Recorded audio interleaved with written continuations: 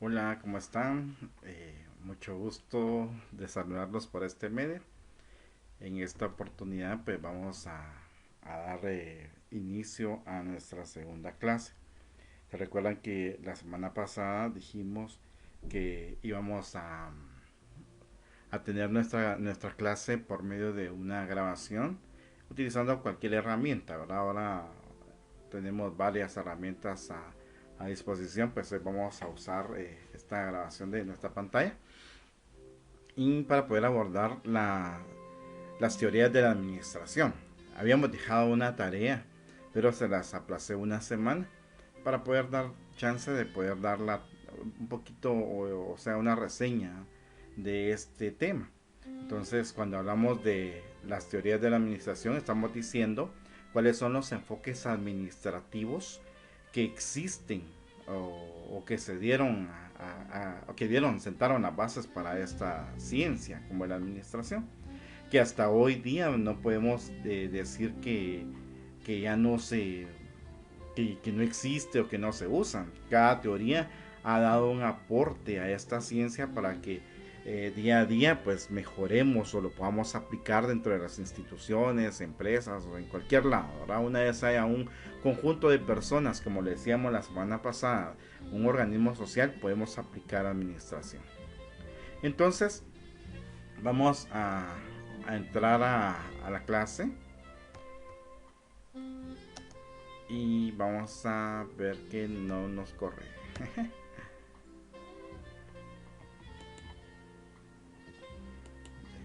Ahí vamos. La primera teoría que nosotros vamos a, a ver esta oportunidad es la teoría de la administración científica. Esta teoría de la administración científica la, la postula el señor Frederick Winthrop Taylor. Él es el primer personaje que aparece en la historia de la administración como uno de los fundantes teóricos. Este personaje nació el 20 de marzo del 1856. Vean ustedes las fechas, ¿verdad? Entonces, veamos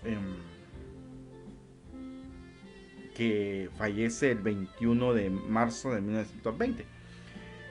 Eh, a él, unas bibliografías lo postulan como el padre de la administración, aunque en otros enfoques le dan este honor a don Fayol. Pero para mi criterio sería el señor Taylor, que sentó las bases al inicio. Él fue un ingeniero industrial y economista estadounidense, promotor de la organización científica en el trabajo. En los tiempos que él tenía o sea, que él vivió y en la época que él estuvo, hubo una revolución industrial y él fue parte de ese movimiento, ¿no? Donde logró aplicar organización científica en el trabajo porque no estaba tan bien ordenado que digamos en las fábricas en aquellas oportunidades. ¿En qué consiste la teoría de la administración científica? El enfoque básico en esto es las tareas, ¿ya? Al trabajador lo hacían aparte y se enfocaron en qué es lo que iba a hacer. O sea, lo que valía más eran las tareas del trabajador, no tanto él, sino las tareas, ¿ya? Y básicamente, como fue suplantada la mano de obra por medio de la maquinaria, entonces los que quedaron en el trabajo, o sea, las personas que quedaron, se enfocó en ver cómo se hacía énfasis en eficientar las tareas de las personas. De ello entonces las características de esta ciencia son: como se despidió muchas personas de las fábricas en aquella oportunidad por introducir la maquinaria, entonces los salarios de esas personas se elevaron. O sea, se les incrementó el salario porque eran pocos, ¿verdad? Pero eso también, el despido de la mano de obra a gran escala, porque en aquella oportunidad generó un problema económico a nivel de sociedad.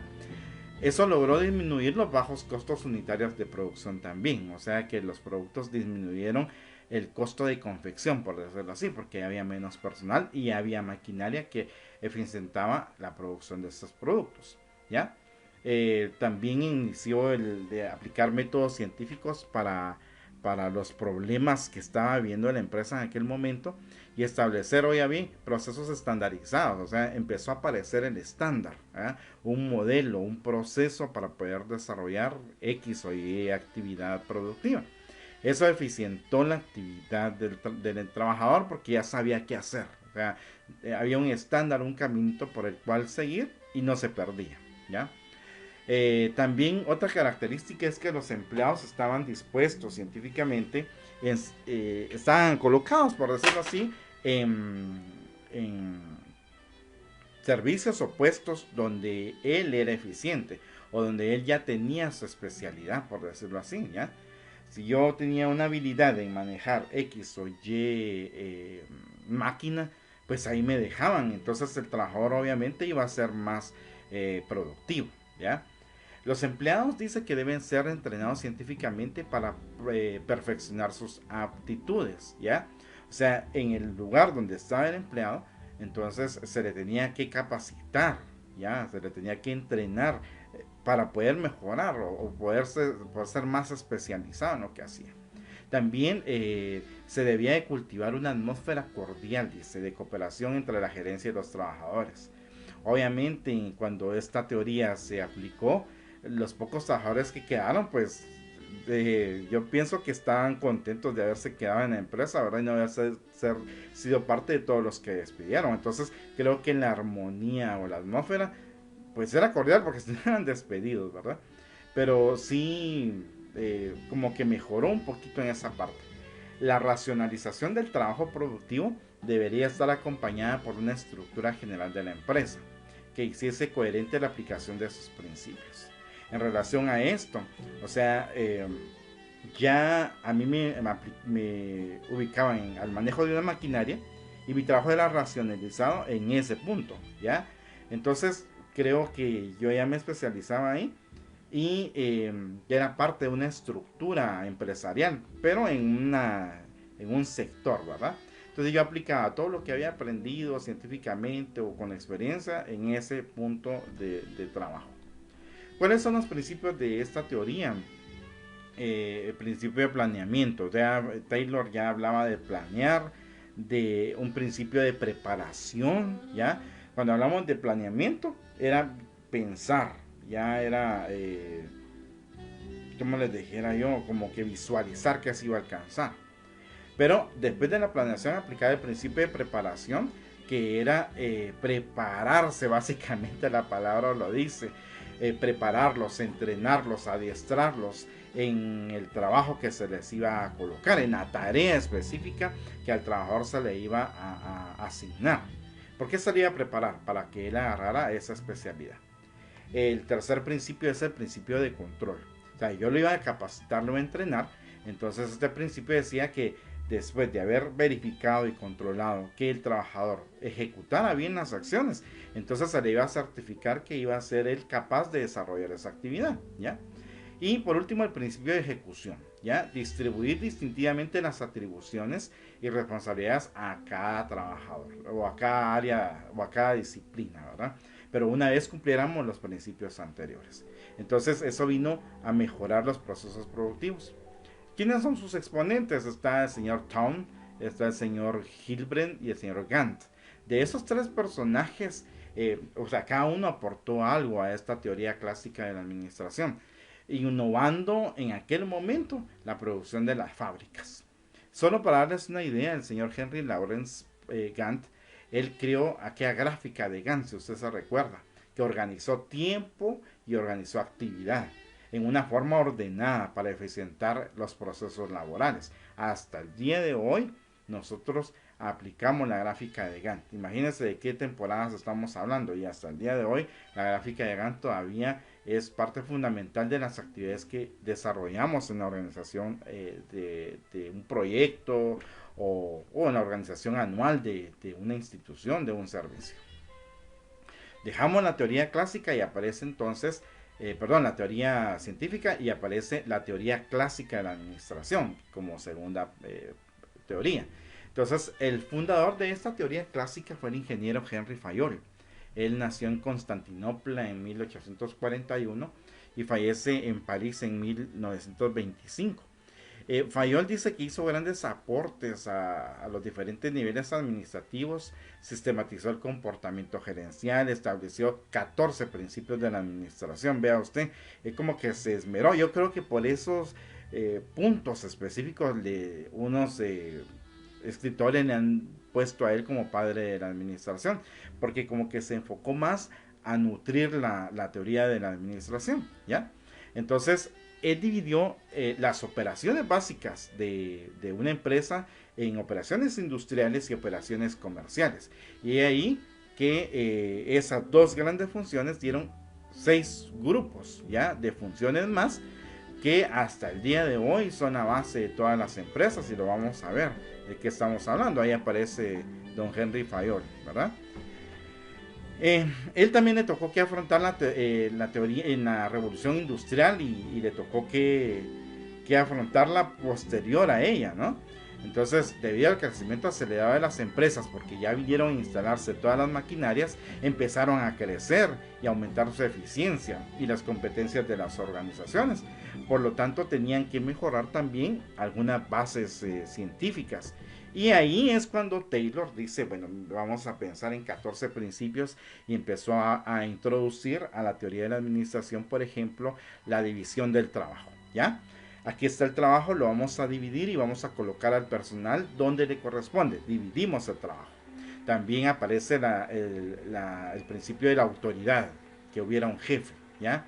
El principio de la disciplina, ¿ya? Que hubiera orden, que si había algo que hacer, todo fuera disciplinado, que no hubiera desorden, ¿ya? La unidad de dirección, que hubiera un jefe y un grupo a cargo de este jefe. La unidad de mando, obviamente, si le poníamos un jefe, él iba a ser la unidad de mando en ese grupo. Subordinación de interés individual al bien común. O sea, también dejamos de ver mi interés como yo, como jefe, al bien común. O sea, ya ver la empresa. O sea, lo que me interesaba a todo nivel era que la empresa estuviera bien. Ya hubo remuneración. Les hablaba que en la teoría científica habló de alto salario, pero aquí ya empezaron como que a readecuar los salarios y había una remuneración. Y cuando hablamos de remuneración, pues hablamos de que se evaluó realmente el trabajo que hacía cada empleado y se le pagaba de acuerdo a eso. Habla de centralización, uno de los principios, ya un jefe y todo estaba centralizado en él.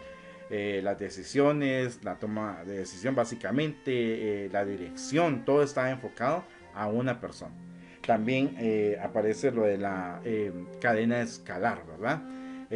Las escalas de jerarquía, ¿ya? Habla acerca del orden, otro principio de la equidad, todo igual, estabilidad del personal. Acuérdense que en la teoría anterior hablamos de que despidieron muchas personas por la revolución industrial. Entonces la gente que se fue quedando en las empresas, lo que exigían básicamente era estabilidad, estabilidad laboral, perdón, para poder quitar esa zozobra y saber que yo en mi trabajo estaba, que no me podían despedir de la noche a la mañana. Entonces eso, el especializar a las personas le dio esa estabilidad que ellos buscaban. También aparece otro principio que es la iniciativa, ¿ya? Ya cada jefe con su grupo ya empezaron a tomar iniciativas dentro de su propio sector de trabajo. Y eso generó despertar un espíritu de equipo. Eso pasó en la teoría clásica. Le mencionaba entonces que Fayol viene y origina 4 grandes funciones para la empresa. Y ahí vemos en la imagen, vemos una empresa, pero ¿qué sucede ahí adentro? Para poder desarrollar la actividad empresarial, yo necesito 4 principios importantes. El principio de la planeación, organización, dirigir, coordinar y controlar, ¿ya? Son 5 grandes actividades que tengo que hacer. Entonces, antes de pasar a la tercera, voy a regresar. Fayol dice entonces que yo tengo que planear. Cada unidad de trabajo tenía que sentarse, planear, visionar lo que necesitaba alcanzar para más adelante. Y eso planeado teníamos que organizar cómo lo íbamos a hacer con el personal. Y obviamente el jefe que estaba al mando tenía que dirigir las actividades de su personal y coordinar y controlar las actividades que ellos hacían para poder verificar que realmente se estaba produciendo lo que se haya planeado. Pregunto, ¿será que eso hacemos actualmente? ¿Será que las bases de la teoría clásica todavía están vigentes? Por supuesto que sí, ¿ya? Estas dos teorías dieron la base fundamental para generar el proceso administrativo que vamos a ver más adelante, ¿verdad? Y poder guiar el trabajo administrativo dentro de cada empresa. Pregunto, ¿la enfermera y el enfermero aplicará hoy en día estos cuatro principios? Claro que sí. Tiene que planear, tiene que organizar, tiene que dirigir, coordinar no solo con el personal de enfermería, sino con el equipo multidisciplinario, y también tiene que controlar, o sea, tiene que verificar que el personal de enfermería realice lo que tiene que realizar. Entonces, esos principios son vigentes hasta hoy día. La tercera teoría que vamos a ver es la teoría neoclásica. O sea, se ve en la teoría, la administración clásica, científica, perdón, la administración clásica, y ahora la teoría neoclásica, lo nuevo de lo clásico, para decirlo así. Acá, esta teoría, ya hay varias personas, ya no solo es uno, sino son varios los que aportan a poder mejorar lo que ya existía. Y aquí aparece O'Donnell, aparece Drucker, aparece Kuntz. Ya esos tres personajes ya le dan una nueva, empiezan a dar una nueva visión a la administración. Por ejemplo, como ejemplo, O'Donnell dice que define a la gestión como un proceso que consiste en un conjunto de funciones interdependientes, ¿ya? O sea que varias áreas de la empresa van a hacer gestión, pero en conjunto son interdependientes, ¿ya? O sea que cada uno hace sus cosas por aparte, pero todo va enfocado a una gestión principal, a alcanzar un objetivo empresarial único. Esta teoría neoclásica comprende un enfoque económico y administrativo, oiga bien, de mediados del siglo XX, y que fue impulsada por grandes protagonistas de la administración luego de que terminara la Segunda Guerra Mundial. Ya mencionamos los tres anteriores, ya los personajes, pero esta nace, vea usted, después de lo que nace después de la Segunda Guerra Mundial y de la Gran Depresión Económica. O sea que el ambiente que existía en esa oportunidad no era tan favorable para las empresas, ¿ya? Había un ambiente de guerra porque era la Segunda Guerra Mundial, ¿ya? Entonces, imagínense si usted ha visto la historia, se puede imaginar cómo estuvo esa situación, ¿verdad? Entonces, había problemas sociales. Y de lo económico no se diga, ¿verdad? Hubo una gran depresión económica que hizo que los empresarios de aquella oportunidad le dieran una nueva visión para ver cómo salir de esa depresión económica. Actualmente con la pandemia creo que nuestro país así va a quedar, en una depresión económica, o ya estamos viviendo, la verdad, en una depresión, en una crisis económica que nos va a tener que hacer ser creativos para ver de qué forma también vamos a ser eficientes en los emprendimientos que hagamos, ¿ya? La teoría neoclásica también se le conoce como la escuela operacional, pero pensemos, operación, o sea, hacer. O sea, ya no solo era casi que teoría, sino por las condiciones sociales que estaban viviendo en esa oportunidad, se tuvo que ver de qué forma se aplicaba el proceso administrativo y se operacionalizaba los procesos, ¿verdad? Y ahí ven ustedes en la imagen, ¿ya? Era dirigir, orientar y controlar, o sea, era de impulsar esas situaciones para que pues salieran de esa crisis económica que existía en ese momento, ¿verdad?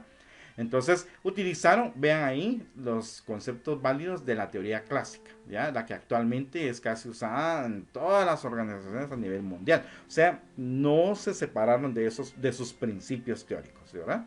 Para los autores neoclásicos, la administración consiste en qué?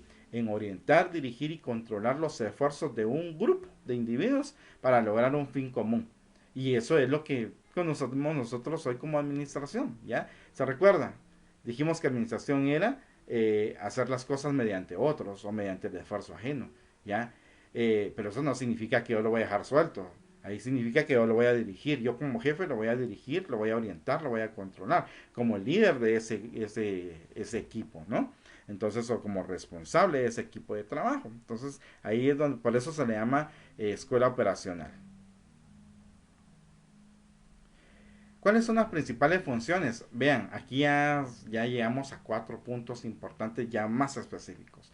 En hablar de planeación, planificación, que es la decisión sobre objetivos, definición de planes para poderlos alcanzar, programación de actividades, ¿ya? Bien detalladas en tiempo.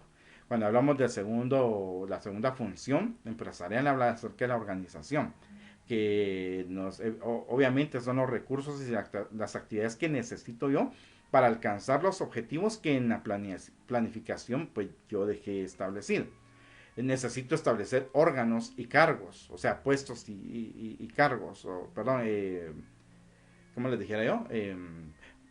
Mandos medios y cargos, ¿ya? Órganos y cargos, por ejemplo, una gerencia comercial y abajo los vendedores o los promotores de ventas, ¿ya? También en la organización tiene que detallar la atribución de autoridad y de responsabilidad. Aparece en la tercera función, que es la dirección, que es la designación de cargos, ¿ya? Que es la comunicación, que es el liderazgo, la motivación al personal, la dirección para alcanzar los objetivos. Hoy por hoy, esa es la base para poder dirigir un servicio o un centro de salud, que usted lo va a hacer ya cuando esté en funciones. Ese va a ser su trabajo, dirigir. Pero ¿cómo lo voy a dirigir? Por medio de la asignación de cargos. O sea, colocar a las personas en los diferentes cargos, ¿ya? De acuerdo a lo que ellos saben o tienen la facilidad o la habilidad de poderlo hacer. Voy a dirigir con comunicación, con liderazgo, con motivación, ¿ya? Eso es lo que hacemos. Y por último, la cuarta función nos habla acerca de controlar. Que, oiga, es la definición de estándares, o sea, modelos, para poder medir el desempeño y poder corregir algunas desviaciones que podamos presentar dentro del proceso productivo. ¿Cuáles son los principios entonces de la teoría neoclásica? Dice, la organización, oiga bien, debe ser formal. Y ahí vemos una imagen donde está la infraestructura, pero vista dentro de un organigrama. No la infraestructura, perdón. La estructura organizacional visto desde un organigrama, ¿ya? Entonces, la organización debe ser formal y ya contenerle un organigrama, y ya le damos ese carácter de formalidad. La división de trabajo y la unidad de mando. Dice, debe haber solo un jefe para un subordinado, ¿ya? Entonces, yo como subordinado no puedo tener más de 2 jefes y que a la vez los dos me estén dando órdenes. ¿Por qué? Porque entonces me voy a perder, va a haber problemas, ¿ya? Y obviamente, por ejemplo, en enfermería, cuando usted llegue a ser jefe de servicio, usted va a ser jefe del personal auxiliar de enfermería y también le van a asignar en determinado momento a un subjefe de enfermería, ¿ya? Se le ha dado órdenes ya a su subjefe para que cuando usted no esté, pues él dirija también las horas inhábiles cuando usted no está, ¿ya? Pero el auxiliar en ese momento va a tener un jefe de turno, pero el jefe titular va a ser usted, ¿ya? Cualquier situación administrativa o cualquier cuestión que necesite o que amerite que hablemos con el personal, va a ser usted como jefe de servicio el que va a dar el lineamiento o el que va a dar la sanción o el que va a dar la felicitación, ¿no? ¿Por qué no? O el que va a premiar al trabajador, o sea, usted es el que va a tomar las decisiones. Entonces, por eso dice que tiene que haber una unidad de mando, un jefe para un grupo, ¿estamos? También otro de los principios habla de la especialización, ya sea por finalidad, por procesos, zonas o clientes. Cuando hablamos por finalidades, mi especialización como fin, ¿ya? O sea, ¿cuál es la finalidad que yo esté aquí en el hospital, por ejemplo? En el hospital. Si yo soy supervisor, mi finalidad es supervisar. O sea, ¿dónde me van a colocar? En supervisión, ¿ya? Si mi finalidad, o sea, yo soy recién egreso, yo no voy a poder ir a supervisar si apenas no tengo experiencia. Entonces, la finalidad es fortalecer mis habilidades. Entonces, ¿a dónde me van a mandar? Me van a mandar a un área de intensivo, de emergencia, de sala de operaciones, áreas críticas. ¿Para qué? Para que yo tome esa habilidad, ¿me entiendes? O sea, de acuerdo a la finalidad me van a colocar para que yo me especialice. De acuerdo a procesos, por ejemplo, si yo soy, por ejemplo, tengo un diploma de que me dice que yo soy instrumentista, por decirlo así, ¿dónde creen que me van a colocar? Ahí está la imagen. Me van a colocar a sala de operaciones, porque yo ahí voy a ser productivo, ¿ya? Especialización por zonas, por clientes, ¿ya?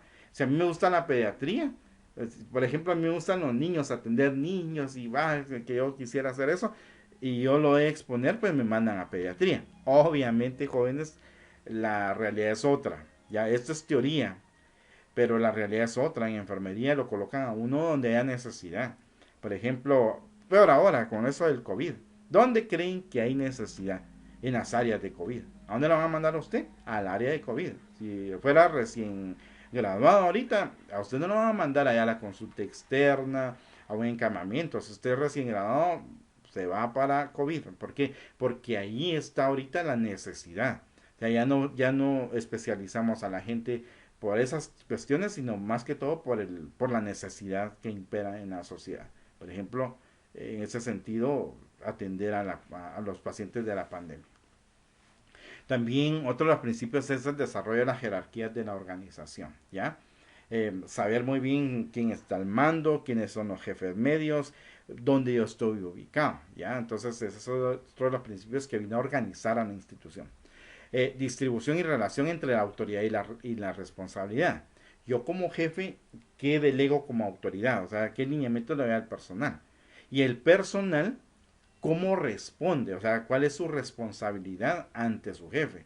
Por ejemplo, yo le voy a indicar al personal que hoy se baña el 50% de pacientes. El personal lo recibe y dice, ala, qué chanzal, ¿verdad? Pero es la indicación que estoy dando.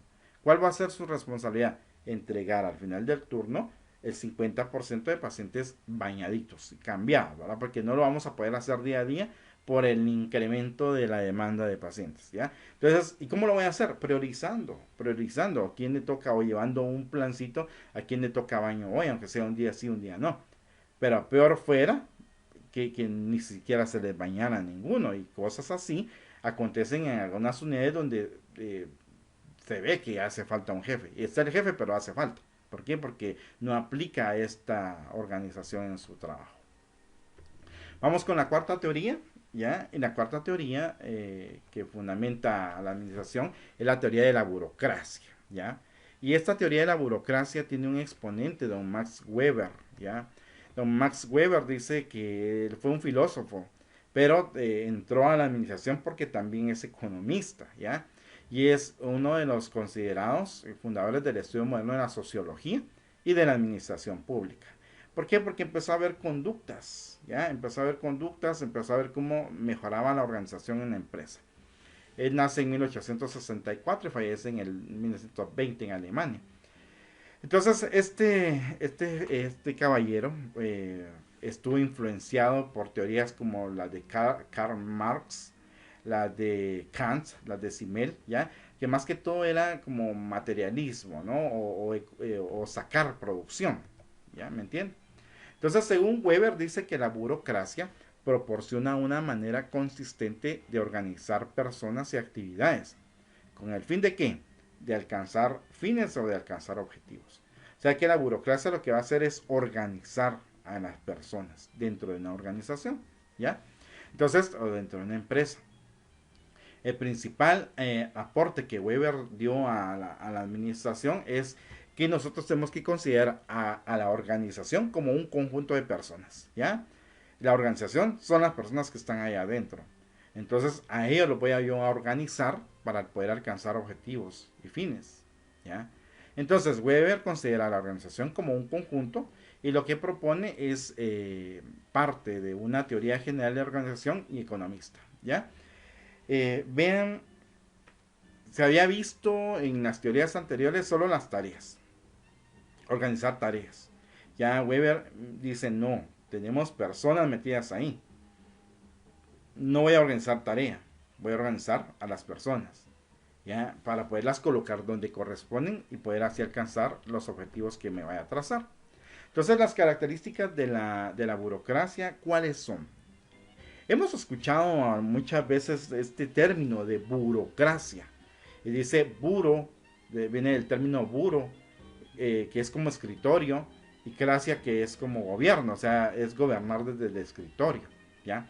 Y no es que yo esté sentado en el escritorio, así como muchas enfermeras que llegan a sentarse al escritorio y de ahí quieren mandar, no. Burocracia significa tener un carácter legal de normas y reglamentos. O sea, yo voy a recibir a mi personal con un reglamento y decirle, mire, aquí hacemos esto, el horario es aquí, el uniforme es allá. O sea, tener reglamentos para que la gente sepa qué va a ir a hacer, ¿ya? O sea, ya no solo va a ser hablado, ya hay documentos legales que van a fortalecer ese amparo de las actividades del personal. También tiene, por ejemplo, un carácter formal en de las comunicaciones, ¿no?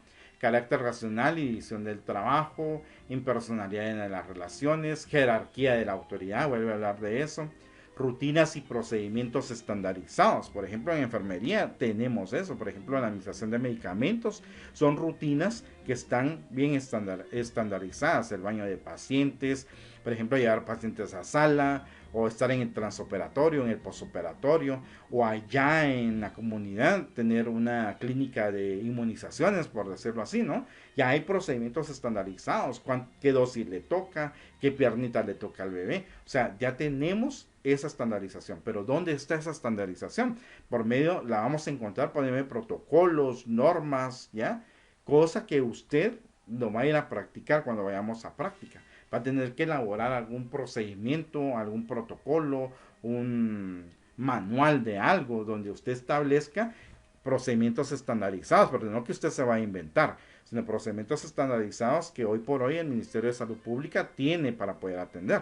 Por ejemplo, con eso de la pandemia, lo que yo creo que vamos, cuando nosotros lleguemos a la práctica, va a ir a hacer protocolos de atención con pacientes con COVID, ¿ya? Protocolos, por ejemplo, del manejo de los pacientes que fallecen, el protocolo de los pacientes que egresan, o sea, vamos a tener que hacer protocolos, porque hoy por hoy, si usted se da cuenta, el personal está sacando la tarea como Dios le ayude, pero no hay protocolos estandarizados, ¿ya?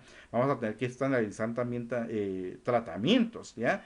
Porque, por ejemplo, en la comunidad tenemos un manual comunitario, que a usted le da indicaciones, por ejemplo, qué síntomas hay, qué tratamiento dar, porque ya aquí en Guatemala nosotros no estamos facultados para recetar, pero ya en la vida real usted está allá en la comunidad y no hay médico, usted tiene que ver qué hace y no va a dejar a la gente morir, tiene que atender a los pacientes, ¿no?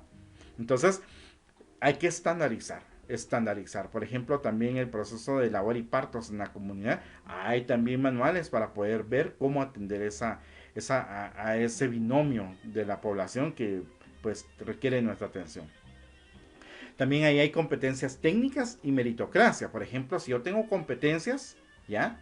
Si yo adquirí competencias técnicas, ya sea por estudio o por experiencia, qué sé yo puedo entrar a un proceso de meritocracia. ¿Eso qué significa? Que por mérito yo pueda ascender a un puesto. Por ejemplo, ahí lo vemos, ¿verdad?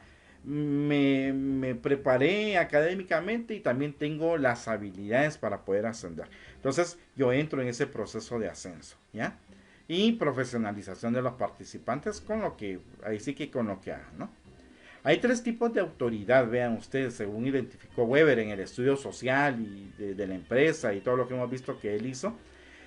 Identifica que hay tres autoridades. Está la autoridad tradicional, la autoridad carismática y la autoridad racional, legal o burocrática. Miren, en determinado momento usted va a entrar en este juego, a la institución donde usted vaya a trabajar. Cualquiera de esas tres puede utilizar, ¿ya? Por ejemplo, está la autoridad tradicional. La legitimidad de autoridad viene de la tradición o costumbre. Es aquel que manda en virtud de heredero o sucesor, ¿ya? Por ejemplo, ahí está la reina de Inglaterra, ¿eh? Los reinados allá en el viejo continente se dan por tradición, o sea, vamos heredando ya el reinado. En cambio, en la parte organizacional, en determinado momento casi que así se da también, o se daba, ahora ya no es tanto, pero se daba, por ejemplo, había un puesto, por ejemplo, se iba la superintendente del hospital, para decirlo así. Atrás de ella habían como unas tres personas que ya se habían estado preparando, pero de las tres se iba a ver a la más antigua, esa a la que tenía por derecho subir al puesto. Y así lo manejaban, fíjense, por ejemplo, si iban a una supervisora, de todas las jefas que estaban, se buscaba a la más antigua, a la que merecía subir al puesto. Tal vez no por meritocracia, sino tal vez por antigüedad, ¿ya? Porque como era más antigua, tenía más experiencia, por decirlo así, o tenía ciertas habilidades que los nuevos no tenían, ¿ya? Entonces se aplicaba la autoridad tradicional, ¿ya? También aparece la autoridad carismática. ¿ya? Depende en virtud de la personalidad del liderazgo, ¿ya? Ahí podemos nosotros ganarnos, por ejemplo, espacio en la autoridad por medio del carisma, ¿ya? Yo qué tanto me sigue mi personal. Hay jefes que miren su personal, olvídense, los defienden a capa y espada, mientras hay otros que no. Ya, si usted no se ha ganado a su personal, igual no va a haber, o usted no es carismático, no va a lograr compactar a su equipo de trabajo, más bien ellos van a ver cómo lo sacan del área, ¿va? Porque eso sucede muchas veces, ¿ya? Pero usted puede hacer uso de la autoridad carismática que según Weber existe, ¿ya? Y como les mencionan, por ejemplo, ahí hay partidos políticos. Ellos de lo que ganan es de los votos, ¿ya? ¿Y qué es lo que hacen? Cuando están en campaña, ahí no andan enamorando a uno, ¿verdad? Por contar de que uno vote por ellos, ¿ya? Pero utilizan, por ejemplo, gente sonriente, que una playerita, una gorrita y todas las actividades que ellos realizan con tal de que uno vote por ellos, ¿ya? ¿Qué es lo que venga después? Dios nos libre, ¿verdad? Miren, ahí hay uno del FSN Nación, todos los desmadres que hizo el gobierno anterior. Y el de ahora, pues ni se mencione, ¿no? Ustedes. Va. También está la autoridad racional, legal o burocrática, ¿ya? Que es la tercera autoridad, ¿no? Pero cuando hablamos de racional, legal o burocrática, se refiere a aquellas personas que fueron capacitadas para ejercer autoridad, ¿ya? Eh, Fueron capacitadas, fueron adiestradas, fueron formadas para poder ejercer autoridad sobre más personas. Aquí está usted, ¿ya? Cuando usted se gradúe, se le va a dar su título que lo va a acreditar como enfermero profesional, enfermera profesional, y a donde quiera que usted vaya, usted tiene que ejercer autoridad sobre un grupo, ¿ya? Eso es lo que hablamos en la clase anterior, que usted va a estar legalmente cubierto con la burocracia de que usted va a ser jefe. ¿Lleva las habilidades? Tal vez. ¿Le gusta? Puede hacer. ¿Lo puede hacer? No sé, tiene el conocimiento, de usted depende, ¿ya? Pero si usted logra su título, ahí está su autoridad legal, racional o burocrática. A donde quiera que vaya va a ser jefe. Entonces, ¿qué me queda ahora? Yo no me puedo regresar y decir me arrepentí de lo que estoy estudiando, ¿va? Ahora ya sabe usted, va a tener aquí en mente, de que usted está formado para ser director o jefe de grupo, líder, ya que va a dirigir personas en el cuidado y la atención de los pacientes. Entonces ya no se puede hacer atrás. ¿Por qué? Porque su título le va a dar esta autoridad legal o burocrática. Entonces, ¿qué tengo que hacer yo? Prepararme para ello, ¿verdad? El manejo de las normas, el manejo de los reglamentos, el manejo del conocimiento, el manejo de los estándares, qué sé yo, el conocimiento de la institución a donde usted vaya a dar, ¿ya? Ok, dejamos entonces la cuarta teoría y pasamos a la quinta. Y la quinta teoría habla acerca de la teoría del comportamiento organizacional, y esta es bien interesante. ¿Por qué?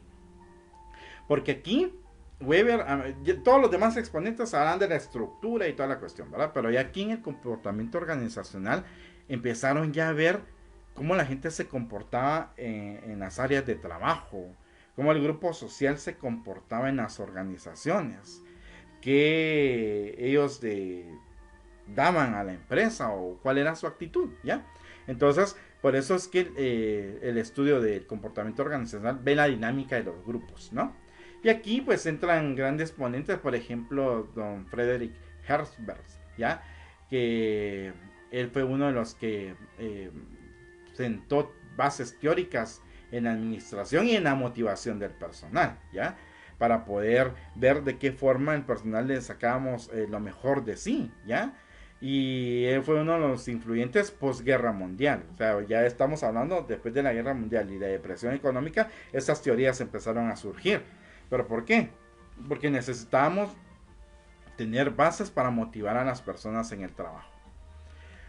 Este personaje nos indica de que hay factores higiénicos extrínsecos e intrínsecos, ¿ya? Que le van a ayudar al personal para poder mejorar su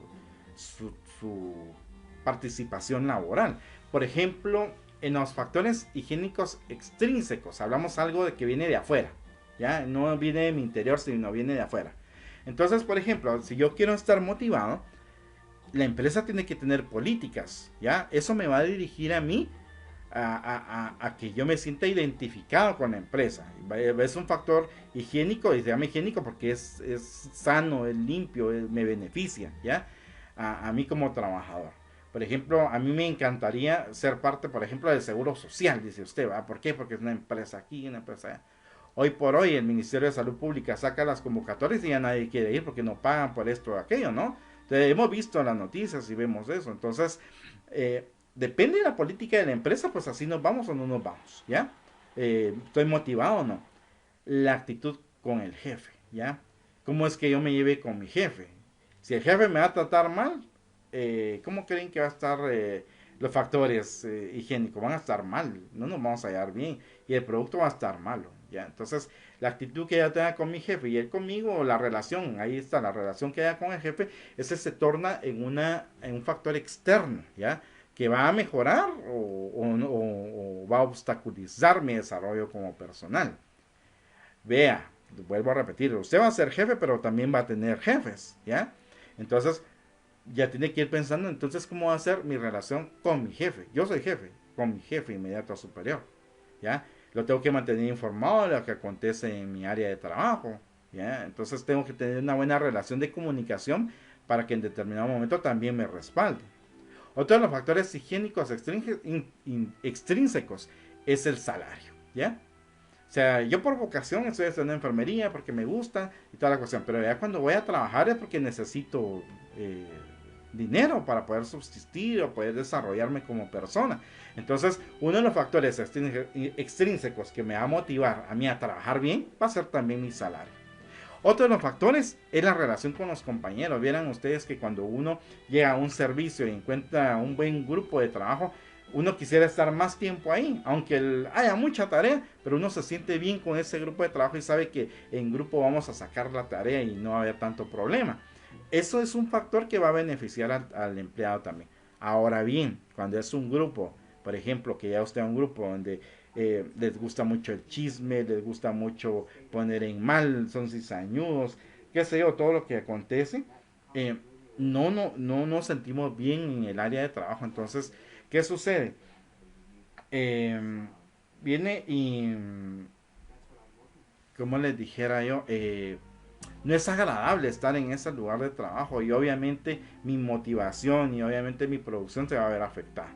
Entonces, esos son los factores que van a ayudar o no van a ayudar a desarrollar la motivación en el empleado. Pero también hay factores motivacionales intrínsecos, o sea, que yo puedo, que nace de mí sentirme bien con algo, por ejemplo, que yo logre, por ejemplo, la sensación de logro, ¿verdad? Yo me pongo, por ejemplo, ser reconocido por mis pacientes, que yo, cuando yo llego, qué bueno que vino usted, yo me voy a sentir bien. ¿Por qué? Porque es como que estoy logrando dar un buen cuidado. Por ejemplo, yo sé que hay un diploma que dan mes a mes. Yo con mi comportamiento me quiero ganar ese diploma.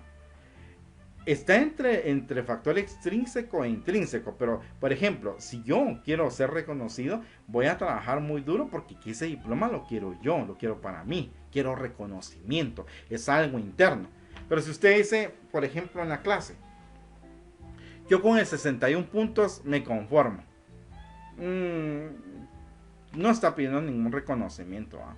Mientras uno mira a sus compañeritos que van en el primer lugar, va. Ellos, miren, se esfuerzan, estudian, hacen todo de calidad porque no quieren perder su primer lugar o segundo lugar, ¿verdad?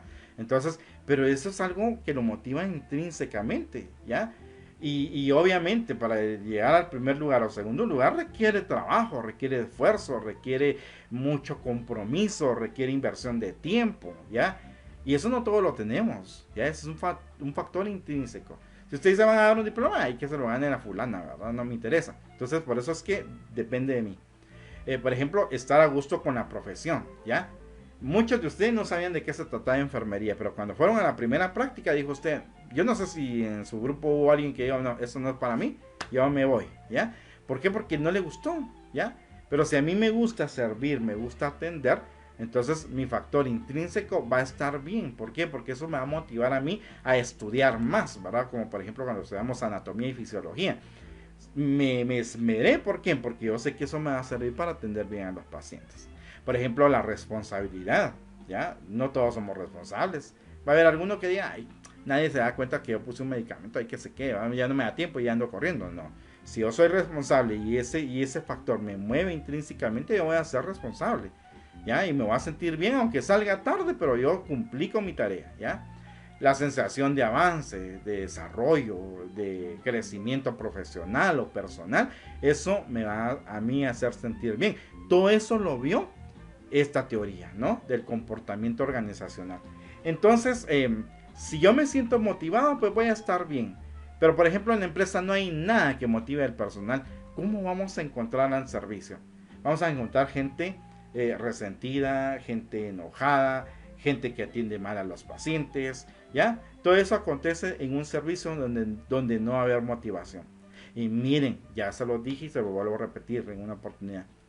Yo como jefe soy el obligado en ver cómo motivo a mi personal. Y usted va a decir, ¿y a mí quién me motiva? ¿Ya? Usted tiene que exprimir o tiene que sacarle jugo a sus factores motivacionales intrínsecos, ¿ya? Porque generalmente no va a haber nadie que lo motive a usted, ¿ya? Pero usted como jefe tiene la responsabilidad de que su grupo se mantenga motivado. Y fíjense que muchas veces cuando uno al grupo lo lleva a un estatus de que se sienten motivados y dan lo mejor de sí, mi servicio eleva la calidad y se da a conocer delante de todos. ¿Quién se va a sentir bien? Pues yo, y ese va a ser mi más grande motivación, mi más grande satisfacción, que estemos haciendo un trabajo en equipo y que yo haya logrado eso. Ese es mi mayor deseo para ustedes, que ustedes sientan esa satisfacción, ¿ya? De que su grupo es de calidad y que usted está al frente. ¿Qué más? ¿Ya? Aparece un exponente aquí, don Douglas MacGregor, que también agrega algo, fíjense, muy importante, la teoría XY.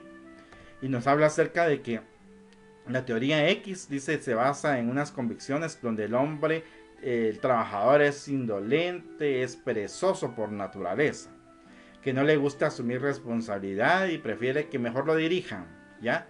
Es egocéntrico y siempre está en oposición a los objetivos de la organización. Se resiste al cambio, es dependiente y por eso no posee autocontrol ni autodisciplina, ¿ya? Y usted va a decir, ¿y esa teoría de qué se encarga? En pocas palabras, de ver las personas aquellas que no les gusta estar en su trabajo, no les gusta producir, son irresponsables, ¿ya? Son perezosos, en otras palabras, son haraganes, ¿ya? Y usted dirá, ay, se parece a ciertos elementos de mi grupo de trabajo, ¿verdad? Ya usted va a decir, bueno, identificamos eso en los grupos de trabajo desde la escuela. Y es cierto, muchas veces empezamos a conocer a personas dentro de la escuela que no les gusta producir. Y dice, ¿y este cómo va a ser como trabajador? Va a ser perezoso. Entonces, don Douglas MacGregor decía que existe la teoría X, que vamos a encontrar gente con estas características. ¿Qué hacer con esa gente? Van a ser estrategias que yo tenga que implementar para poder quitar esos vicios de las personas, ¿verdad? Pero también aparece, no todo es malo, aparece la teoría Y, ¿ya? Y la teoría Y es donde se basa en que hay personas, ¿ya? En la naturaleza humana, que le gusta, le agrada trabajar. Dice, el hombre promedio no muestra desagrado hacia el trabajo, o sea, le gusta, eso significa que le gusta trabajar, ¿ya? Cualquier situación que le pongamos, miren, se alegran porque le ponemos retos, ¿ya?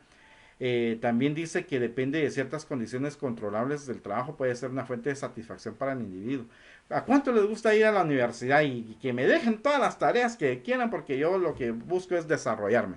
Y voy a encontrar pocos estudiantes que ya, sí, a mí me gusta, ¿ya? Generalmente, ay, mejor entre menos tareas dejan mejor porque es que qué pereza, ¿ah? Entonces, hay muchos así, mientras hay otros que no. Otros, a mí me agradó porque fíjense que yo di 7 teorías. Y alguien me mandó por ahí un PDF y me dice, mire, ¿será que puedo incluir estas? Donde ya me habla acerca de bases teóricas más recientes. Por ejemplo, me habla de merchandising, me habla de benchmarking, ¿ya? Te digo yo, o sea, le interesó actualizarse lo más que se pudo. O sea, ¿qué significa eso? Que hay gente que le gusta avanzar, le satisface trabajar, ¿ya? Las personas que por naturaleza asumen esa actitud de responsabilidad y no son negativos en su área laboral, pertenecen a la teoría Y. Pregunto, ¿y usted qué tipo de persona es? ¿Es teoría X? ¿Pertenece a la teoría X? ¿O pertenece a la teoría Y? ¿Ya? Vamos a tener en nuestras manos el cuidado de la persona. Lo que requerimos son personas que se vean afectados por la teoría Y. Que sean positivos, que les guste trabajar, que les guste ver que su paciente esté bien. Eso es lo que más requerimos, ¿no? En la teoría número 6 entramos a esta teoría, la teoría de sistemas, ¿ya? Y ya vamos terminando. En la teoría de sistemas, la teoría general de sistemas, está basado en una concepción totalizadora de la biología. O sea, ahora combinan la biología con la parte social, ¿ya? Con lo organicista. Entonces dice que un organismo como sistema abierto está afectado por el constante intercambio de otros sistemas que están alrededor, ¿no? Entonces, por ejemplo, yo como persona me voy a ver, ya hablando en forma de biología, me voy a ver afectado por el clima, por ejemplo. Si hay frío, me veo afectado. Si hay calor, igual. Si hay pandemia, igual, ¿ya? Entonces, hay varias situaciones en el contexto que me van a hacer a mí, que me van a afectar, ¿ya? Y que yo tengo que interactuar y ver de qué forma le saco provecho y también van a haber cosas que me afecten. Entonces tengo que ver de qué forma yo sobrepaso esa situación, ¿ya? Entonces, a base de esta situación, entonces la teoría general de sistemas tomó parte de esa teoría general de la biología, ¿no? Y ahí vemos entonces que hay varias conjuntos de personas o las mismas personas como tal que entran en un sistema, que interactúan y tienen que ver de qué forma hay un engranaje entre ellos para poder sacar adelante el trabajo.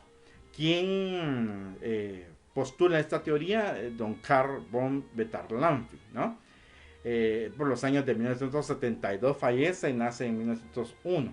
Él fue biólogo, fue filósofo, pero también, miren, imagínense, armó la teoría de sistemas para el carácter social, ¿no? Y ver de qué forma mejorábamos la empresa. Acá podemos decir que un sistema entonces lo podemos definir como un conjunto de elementos que van a interactuar entre sí. ¿Ya? Básicamente es un conjunto de elementos que van a interactuar entre sí. No precisamente tienen que ser personas. Puede ser, por ejemplo, animales, pueden ser ordenadores, pueden ser neuronas, pueden ser células, entre muchas otras posibilidades. Ahí el ejemplo que tengo es los ordenadores, ¿verdad? Entramos, por ejemplo, nos queremos conectar a una sesión en Beverland. Ahora ya lo puede hacer por medio de mi dispositivo, por una app que ya está ahí para ustedes, ¿no? Entonces, podemos tener un conjunto de elementos que nos vamos a interactuar, nos vamos a conectar entre sí para poder ver de qué forma sacamos la actividad o la tarea, ¿no? No se llega con las personas, ¿verdad? Por ejemplo, está un sistema que se llama sala de operaciones y un sistema que se llama emergencia. Son dos sistemas de personas que tienen que estar bien interactuadas. ¿Por qué? Porque en determinado momento ellos pertenecen al departamento de áreas críticas. Entonces, entre los dos van a sacar a una persona de un estatus crítico y lo van a mantener vivo, le van a aportar mantenerlo vivo. Si entre ellos no hay engranaje, no hay una interacción adecuada, el que va a padecer va a ser el paciente. Entra un paciente baleado a la emergencia. En esa sala de operaciones tiene que haber una comunicación inmediata y todo el mundo tener un protocolo de atención para poder sacar a esa persona. Esos son los sistemas que cazan y sacan adelante la producción. Tipos de sistema. Tenemos sistemas, suprasistemas y subsistemas. Ahí tenemos un ejemplo. A la familia. La familia como tal es un sistema. Entonces, como tal es un sistema donde hay miembros que interactúan. ¿Cuál sería el suprasistema para esta familia? Serían, por ejemplo, los papás de cada uno de ellos, ya los hermanos, los primos, esos serían los suprasistemas. Y los subsistemas de esta familia, el sistema como tal sería papá y mamá. El subsistema serían los hijos, ¿ya? Entonces ahí hay elementos que tienen que interaccionar para poder sacar adelante la familia, por decirlo así. También hay sistemas reales, ideales y modelos. Por ejemplo, si vemos a la familia ahí, podríamos decir que es un sistema ideal, que sea la mamá, el papá y los hijos, ¿ya? Pero muchas veces en la realidad no encontramos eso, encontramos ya sea que solo está la mamá con sus hijos, o solo está el papá con sus hijos, o está la abuelita con los nietos, ¿ya? Que se han quedado así. O sea, hay varias situaciones que voy a encontrar yo en los tipos de sistemas ya cuando yo lo evalúo. También hay sistemas modelos, por decirle, aunque no esté papá y mamá, pero que haya una imagen masculina y una femenina para poder tener esos modelos, ¿no? Aunque no sea lo ideal. Y en ese sentido puede ser la abuelita y un tío, por decirlo así, ¿ya? Que se quedaron con los hijos de una pareja que falleció. Entonces, pues tenemos el modelo, no es lo ideal, pero está el modelo y ahí va trabajando la familia, ¿ya? No sé si me van entendiendo cómo es el manejo de los sistemas. También tenemos sistemas naturales, artificiales y compuestos. En los naturales, pues ahí involucran a las personas. En los artificiales, pues ya hay máquina, ¿no? Ya hay maquinaria. Yo puedo, con dar un clic, yo ya dejo ahí activado el PBX y yo me voy a mi casa y el teléfono trabaja solito, ¿ya? Al otro día vengo yo y evalúo los mensajes y ahí está. Usted deja, mándenme todos los archivos que puedan a mi correo. Ya será la parte tecnológica o los sistemas estos, las redes, que se encarguen de recibir toda la información, ¿ya? Pero yo no lo puedo hacer en su momento, ¿no? Puede ser un sistema artificial. Pero también están los compuestos, donde ya está hombre y máquina, ¿no? Ya hay un sistema compuesto. Y también están los sistemas cerrados y los abiertos. Cuando hablamos de un sistema cerrado, esta familia no acepta ningún intercambio con nadie más. Solo son ellos y nadie más. Es muy difícil que encontremos sistemas de esta índole. Aunque sí los hay, pero es bien difícil encontrarlos. Cuando uno hace trabajo de comunidad, va a ver que hay familias muy cerradas, ya que no permiten que uno ingrese y ver cómo podemos apoyarles. Ahora también hay sistemas abiertos, ya. Y esos abiertos son los que tienen, como les dijera yo, comunicación con los diferentes subsistemas o sistemas o suprasistemas que encuentren en el ambiente, ¿no? Entonces, por ejemplo, aquí hay ciertas propiedades para los sistemas abiertos, donde, por ejemplo, hay totalidad o sinergia. O sea, se pueden adaptar a cualquier otro sistema. Esta familia se adapta con la familia del hermano de él, ¿verdad? Y se llevan muy bien, ¿ya? Y sacan beneficios a ambas familias. Y cosas así, ¿verdad? Hay una totalidad o sinergia. Un sistema que se adapta muy bien a otros, ¿ya? Lo estamos viendo desde el punto de vista familia. Eso lo podemos hacer, por ejemplo, una empresa o una iglesia o qué sé yo, cualquier otro grupo social que lleve a cabo ciertos objetivos. También está la causalidad circular o codeterminación recíproca, ¿ya? El sistema va a reaccionar de acuerdo a lo que encuentra en el camino, ¿ya? Si hay otro sistema que le va a apoyar, entre los dos se van a apoyar, ¿ya? Es una causalidad codeterminación recíproca, o sea, nos vamos a ayudar. Pero si en lugar de ayudarme me está destruyendo, ¿qué sucede con los sistemas? Se destruyen entre ambos, ¿no? Esa sería otra propiedad que tenemos. La equifinalidad, cuando hablamos de equifinalidad, es que tenemos un equilibrio en los fines que queremos alcanzar ambos sistemas. O sea, van a haber sistemas que se van a apoyar para alcanzar ciertos fines. También está la equicausalidad, ¿ya? Ambos equipos o ambos sistemas tienen causas por el cual tienen que trabajar, ¿no? Entonces caen en un equilibrio para poder entonces desarrollarse como tal. Y por último tenemos la limitación o proceso estocástico, ¿ya? Hay limitantes también para los sistemas, o sea que, por ejemplo, yo empiezo muy bien como sistema, pero en el camino vengo yo y encuentro obstáculos y voy decayendo como sistema, ¿ya? Puede ser de ese tipo. O al revés, que yo venga e inicie lo mínimo y vaya creciendo como sistema y ya tengo una sucursal, tengo otra sucursal, ¿ya? Entonces, hay limitantes que van a permitir que yo crezca o que yo descienda, ¿no? Cualquiera de las dos cosas puede pasar en el sistema. Eso sucede en el sistema, en la teoría de sistemas. Pasamos a la última, en esta oportunidad, la séptima teoría, que es la teoría estructuralista de la administración. Y ven allá, y habla de estructuras. Y esta teoría dice que significa un desdoblamiento entre la teoría de la burocracia. Vea, recuérdese que era la burocracia. Y una ligera aproximación con la teoría de las relaciones humanas, o sea, el comportamiento organizacional, ¿no? Entonces, entre esas dos, lo que hacen es que haya un enfoque hacia mejorar la relación de las partes, ¿no? En una empresa. Y entonces viene, y la teoría estructuralista se enfoca en considerar, por ejemplo, a un conjunto, una empresa, ¿no? La cual esta organización va a tener un funcionamiento y ese funcionamiento tiene que tener una estructura para poder alcanzar ese objetivo. Si una empresa no tiene estructura o no hay orden, no va a alcanzar sus objetivos. Pero tiene que haber un orden con el punto de vista tanto burocrático, como las relaciones interpersonales que se requieren para poder alcanzar los objetivos. Entonces, la necesidad de considerar a la organización como una unidad social y compleja, donde van a interactuar varios grupos sociales, es su objetivo, ¿ya? O sea, el objetivo de esta teoría es considerar a la organización como una unidad social. Compleja, obvio, porque hay personas y una vez haya manejo de personal se vuelve complejo, ¿no? donde van a interactuar varios. Entonces, ¿qué necesito? Necesito el análisis de la organización, ¿no? Utilizar un enfoque múltiple y globalizante acerca de la organización formal y la organización informal, ¿no? Tiene que haber, por ejemplo, considerar que haya efectos de recompensa o efectos de sanciones, ¿ya? Porque tiene que haber eso, ¿ya? También efecto de lo social en el comportamiento de las personas. Tomar en cuenta los diferentes tipos de organización también. Porque no es lo mismo, por ejemplo, una organización de carácter militar con una organización de carácter espiritual, como un convento, ¿eh? No se parecen, ¿ya? Desde ahí son diferentes organizaciones y yo tengo que ver cómo aplico la teoría estructuralista en cada una de estas, ¿verdad? ¿Cómo va a funcionar? ¿Qué tipo de, por ejemplo, como lo dice ahí, ¿verdad? ¿Qué tipo de recompensa voy a dar o qué tipo de sanciones? Si yo soy una empresa muy drástica, allá está una de las sanciones, va para afuera. Personal que no cumple, despedido, ¿ya? O que me enfoque en estar premiando al personal, ¿ya?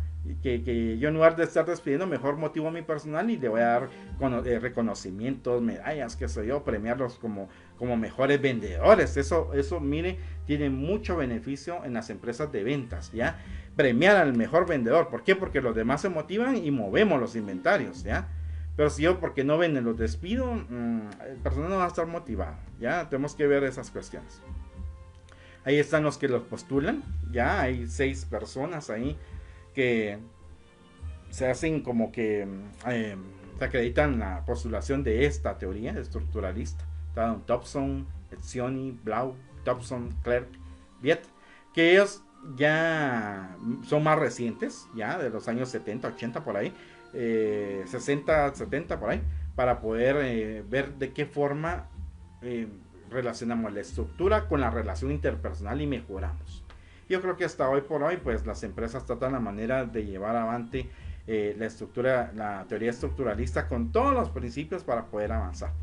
Obviamente hay nuevas teorías que han dado más aporte a la administración, pero por hoy tenemos 7 teorías que fundamentan la base de la ciencia de la administración.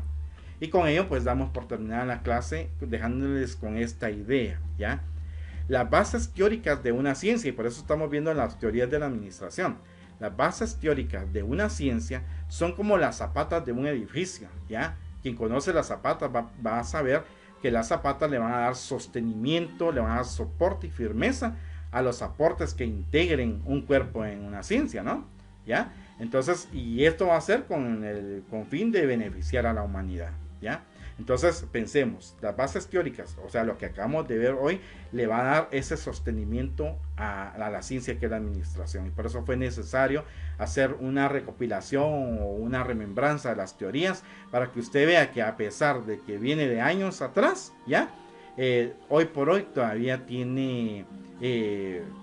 todavía se ven las empresas, todavía nos fundamenta, todavía nos sirve, todavía está presente para que usted tenga esa gama de teorías y pueda seleccionar cuál le gusta más, ¿ya? Usted se va a enfocar solo en las tareas, no va a tener mucho beneficio.